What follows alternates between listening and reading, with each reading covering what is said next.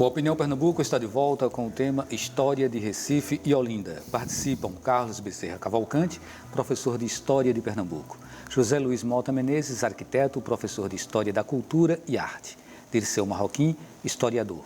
Todos os nossos convidados são membros do Instituto Arqueológico, Histórico e Geográfico Pernambucano. Bem, o fato de Nassau começar a impulsionar Recife, isso já inicia todo o processo de ciúme, de desgaste entre as duas cidades, Zé Luiz? Veja bem, Nassau, eu diria, é do segundo momento da ocupação.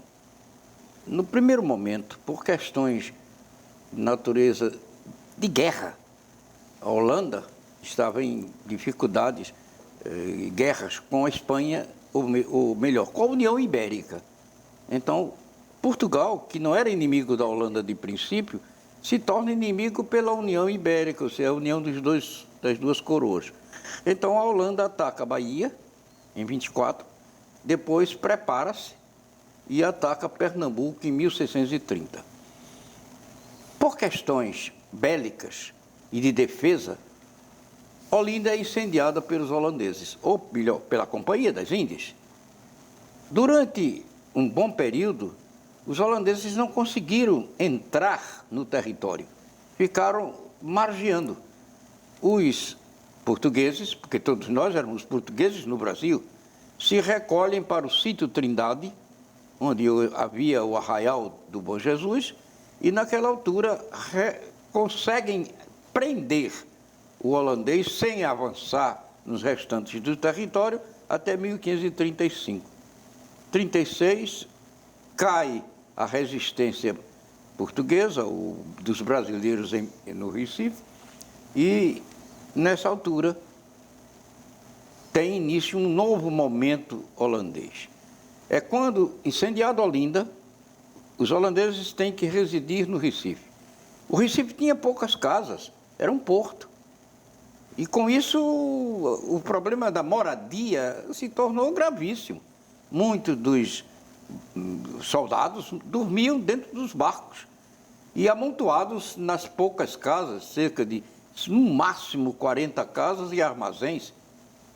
Com isto, a companhia... E o senhor está falando aí de 1630 a 35. Pois é, já tínhamos sido decorridos já mais tínhamos caído, exatamente. 130 anos. Era a maior quase, cidade demográfica da época. Exatamente. Então, a demografia daquela época era 70 e cerca de 700 em Olinda. 700 contando brancos e escravos. Então, Nassau, ele vem para, contratado, governar a conquista já completa. Porque os militares que aqui estavam comprometidos com a conquista e não com a administração. Isso, 1637. 1636 ele é contratado e chega em 37.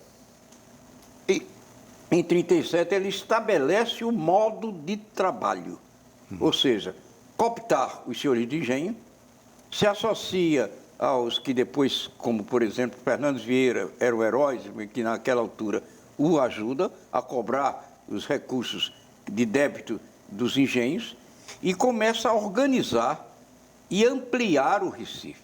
Para que os senhores tenham ideia, o Recife está com 40 a 50 casas. Nassau, ao sair em 1644, deixa 300 e poucas casas. Pronto, vamos passar para Dirceu agora para falar um pouco sobre o projeto urbanístico, né, que trouxe através, que chegou a Recife através de Nassau. O que é interessante pensar é que nisso que o Zé Luiz estava falando, desse inchaço da cidade, e que era preciso crescer esse território, que de alguma forma ele era reduzido, inclusive do ponto de vista do solo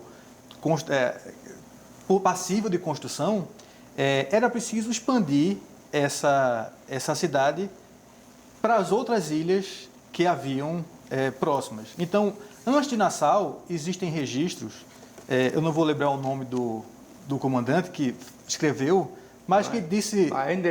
Wagenburg.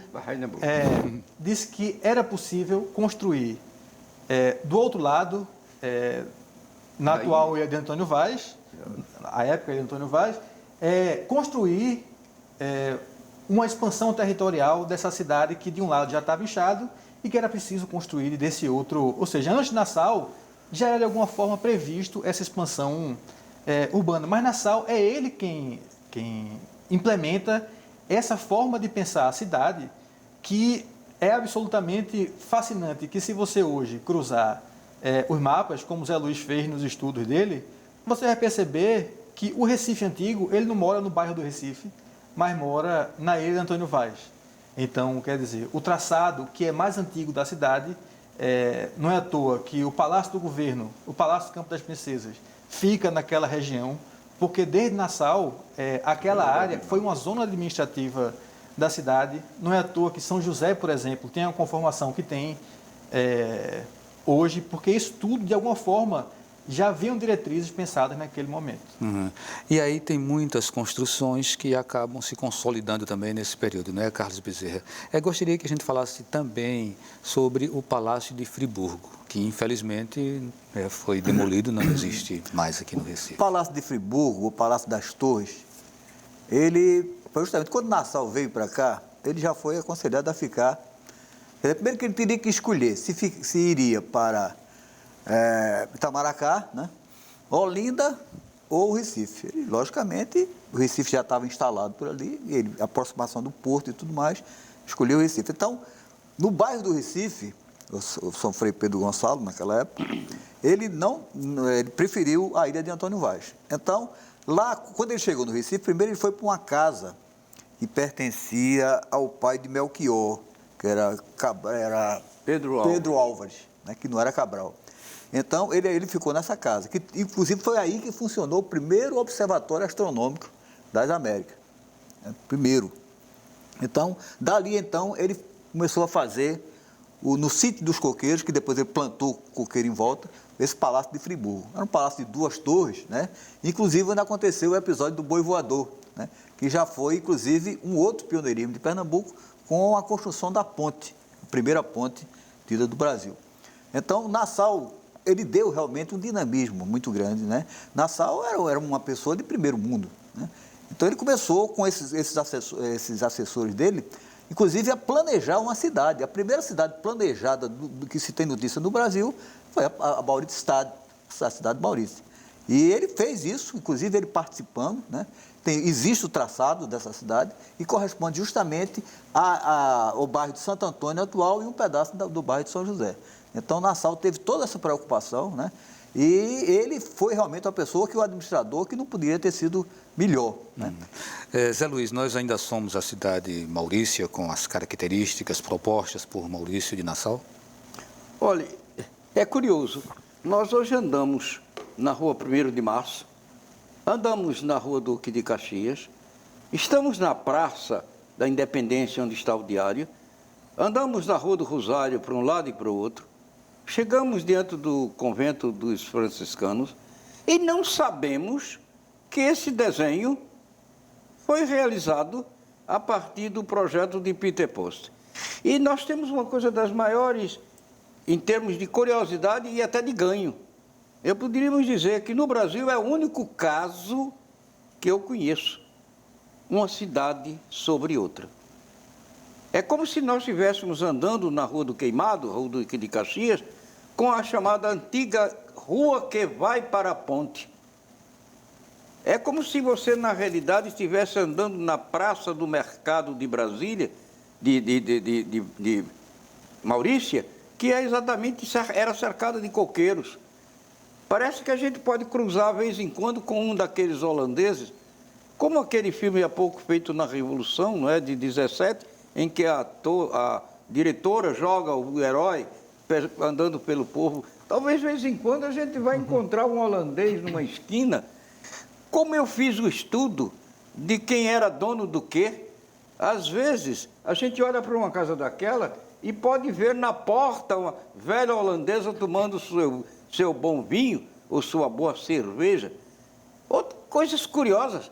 A primeira cervejaria que eu conheço em Pernambuco era Nassau e ficava perto do Palácio do Bispo, lá na Capunga. Ali na Avenida Rui Barbosa. Então, são coisas curiosas que você é como se você estivesse convivendo sem conviver, mas sabendo que existe. Disseu, qual é a nossa maior glória? Ter acolhido, que não foi bem uma acolhida, mas foi um processo, né, de chegada, de invasão, de tomada, mas é ter recebido de alguma forma os holandeses ou ter, num outro momento, expulsado os holandeses? Na verdade, o que eu acho que nem uma coisa nem outra. A maior glória é a nossa capacidade de recordar e de construir memória sobre esses conteúdos. Porque, de alguma forma, tem um caso interessantíssimo que eu estudei, que eu escrevi, que foi um viajante, um escritor da National Geographic, Sidney Clark, que esteve no Recife em 41, e ele via em todo canto que o Recife era uma cidade holandesa.